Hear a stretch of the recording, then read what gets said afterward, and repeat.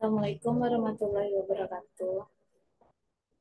Nama saya Nova Fiza Putri dan rekan saya Nuranisa akan mempresentasikan review jurnal 7 dan 8. Yang pertama, jurnal ketujuh akan dibacakan oleh Nuranisa.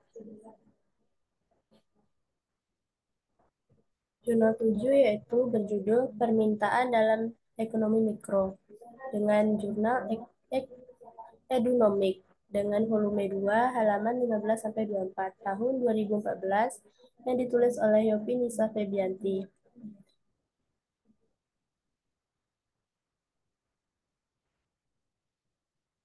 Tujuan dari penelitian ini untuk mengetahui permintaan konsumen terhadap barang dan jasa yang dibutuhkan.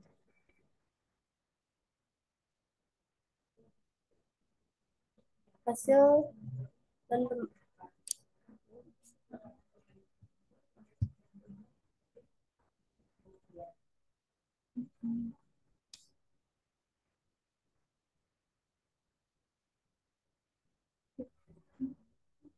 hasil pembahasan penelitian. Dalam kehidupan sehari-hari, manusia sebagai konsumen selalu melakukan berbagai permintaan untuk berbagai barang dan jasa yang dibutuhkan. Permintaan yang dilakukan oleh konsumen adalah cara mereka untuk memperoleh kepuasan dalam memenuhi kebutuhannya. Tentu saja, dalam melakukan permintaan, konsumen harus menyesuaikan permintaan yang dilakukan dengan pendapatan yang mereka peroleh. Jika pendapatan mereka tinggi, maka permintaan dapat dilakukan dalam jumlah yang besar, dan sebaliknya. Jika pendapatan mereka rendah, maka permintaan yang dapat dilakukan jumlahnya kecil.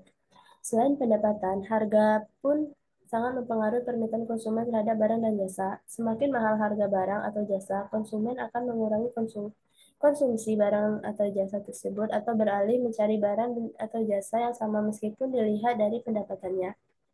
Konsumen masih mampu membeli barang atau jasa tersebut, dan sebaliknya, semakin murah harga barang dan jasa, konsumen akan loyal dalam mengkonsumsi barang dan jasa itu, dan tidak akan mencari barang atau jasa lain.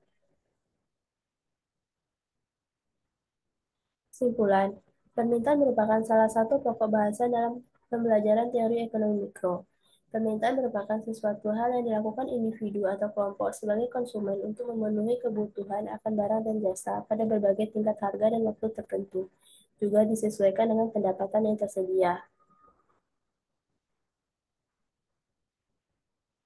Kelebihan dari penelitian ini yaitu penulisannya cukup rapi dan dapat dimengerti, sedangkan kekurangannya itu pada bagian abstrak penelitian ini tidak menjelaskan tujuan, metode, serta jenis sumber data penelitian.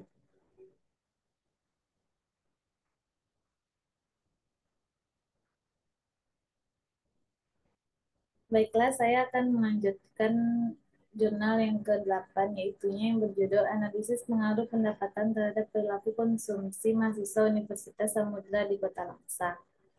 Jurnal ini merupakan jurnal Samudra Ekonomika, volume 1 halaman 107 sampai 116 tahun 2017 yang ditulis oleh Nur Laila Hanom, yang kami review tanggal 3 Mei 2023.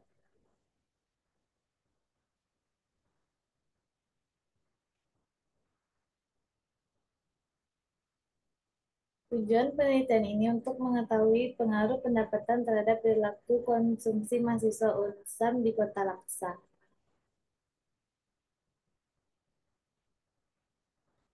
Jenis dan sumber data yang digunakan adalah data primer yang diperoleh dari kuesioner yang diberikan kepada 98 orang responden. Metode penelitiannya, data kemudian dianalisis dengan menggunakan persamaan regresi linear sederhana, koefisien determinansi R2 dan uji T.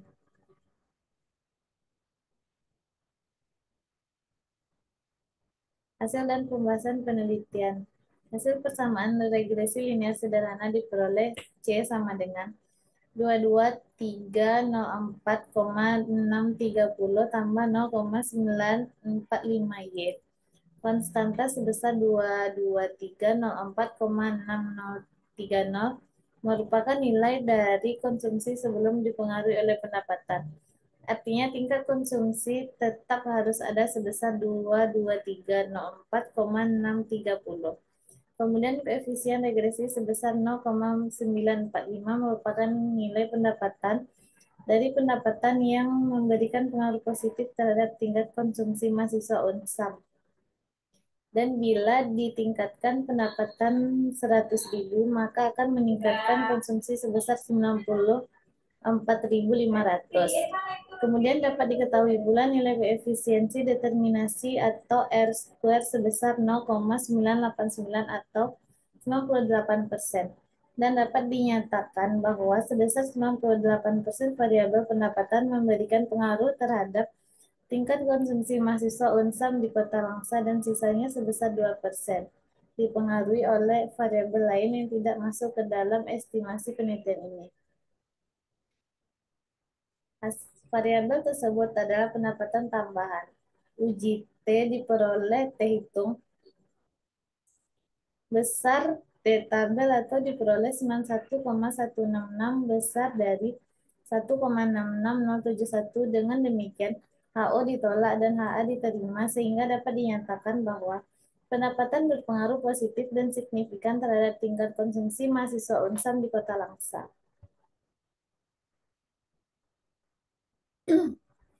Kelebihan penelitian ini yaitunya, penelitian ini penulis menggunakan bahasa yang jelas dan mudah dimengerti sehingga penulisan penelitian ini cukup rapi. Kekurangannya yaitu pemaparan materinya terlalu bercabang dan ngambang sehingga perlu waktu untuk memahaminya.